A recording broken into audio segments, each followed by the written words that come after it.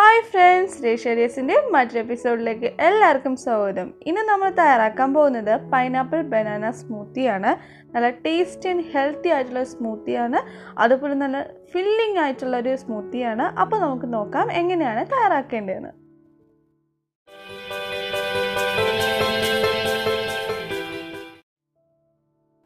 അപ്പോൾ നമ്മുടെ pineapple banana smoothie ഉണ്ടാക്കാൻ വേണ്ടിയിട്ട് ഞാനിവിടെ നന്നായിട്ട് പഴുത്ത ഒരു പൈനാപ്പിൾ എടുത്തിട്ടുണ്ട്. നമുക്കിതിൻ്റെ ഒരു പകുതി എടുക്കാം. അത്യാവശ്യം നല്ല സൈസുള്ള ഒരു പൈനാപ്പിളാണ്. അപ്പോൾ ഇതിൻ്റെ പകുതി നമുക്ക് കട്ട് ചെയ്തെടുക്കാം.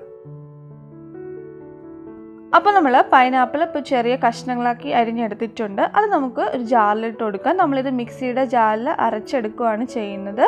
അപ്പോൾ അതിനുവേണ്ടി നമ്മൾ അതിലോട്ട് നമ്മുടെ പൈനാപ്പിൾ ഇട്ട് കൊടുക്കുകയാണ്. ഇനി നമ്മൾ ഇതിലോട്ട് ആഡ് ചെയ്യുന്നത് ഒരു ഏത്തപ്പഴം ചെറുതായിട്ട് അരിഞ്ഞത്, ഒരു മീഡിയം സൈസിലുള്ള നല്ല പഴുത്തൊരു ഏത്തപ്പഴമാണ് എടുത്തിട്ടുള്ളത്. അപ്പോൾ അത് ചെറുതായിട്ട് അരിഞ്ഞത് ആഡ് ചെയ്ത് കൊടുക്കാം.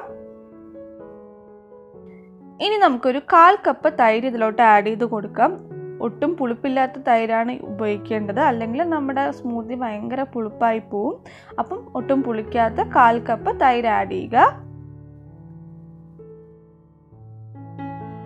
ഇനി നമുക്കിതിലോട്ട് 1 കപ്പ് പാൽ ആഡ് ചെയ്ത് കൊടുക്കാം. നല്ല തണുത്ത പാലാണ് ഞാനിവിടെ യൂസ് ചെയ്യുന്നത്. നിങ്ങൾക്ക് തണുപ്പ് കുടിക്കാൻ ബുദ്ധിമുട്ടുള്ളവരാണെങ്കിൽ തണുക്കാതെ സാധാ ചൂടാക്കിയിട്ട് തണുപ്പ് മാറിയ പാൽ ഉപയോഗിച്ചാൽ മതി. 1 കപ്പ് പാൽ ഉപയോഗിക്കുക.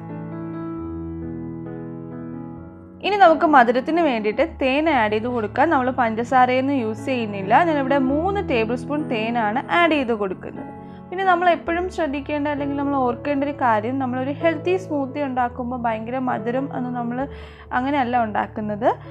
പിന്നെ ഇതിൽ നമ്മൾ പൈനാപ്പിളും പഴുത്ത പഴമാണ് ആഡ് ചെയ്തിട്ടുള്ളത്. അപ്പോൾ അതിന് തന്നെ ഓൾറെഡി ഒരു മധുരം ഉണ്ടാവും. പിന്നെ ആ തൈരിൻ്റെ പുളിപ്പുമൊക്കെ മാറാൻ വേണ്ടിയിട്ടാണ് നമ്മൾ തേനും കൂടെ ആഡ് ചെയ്ത് കൊടുക്കുന്നത്. ഇത് നമ്മൾ ഓർഗാനിക് തേനാണ്, അല്ല നമ്മൾ കടയിൽ നിന്ന് വാങ്ങിക്കുന്ന കുപ്പിയിൽ കിട്ടുന്ന തേനല്ല.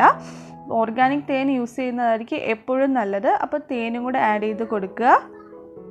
ഇനി നമുക്കിത് മിക്സിയിൽ നന്നായിട്ട് അടിച്ചെടുക്കാം.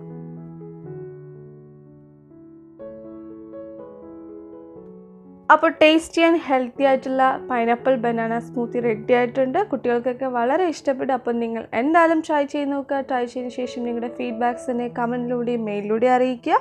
വീഡിയോ ഇഷ്ടമെങ്കിൽ ലൈക്ക് ചെയ്യാനും ഷെയർ ചെയ്യാനും സബ്സ്ക്രൈബ് ചെയ്യാനും മറക്കരുത്. മറ്റൊരു വീഡിയോയുമായി കാണുന്നവരെ ടേക്ക് കെയർ. ബൈ.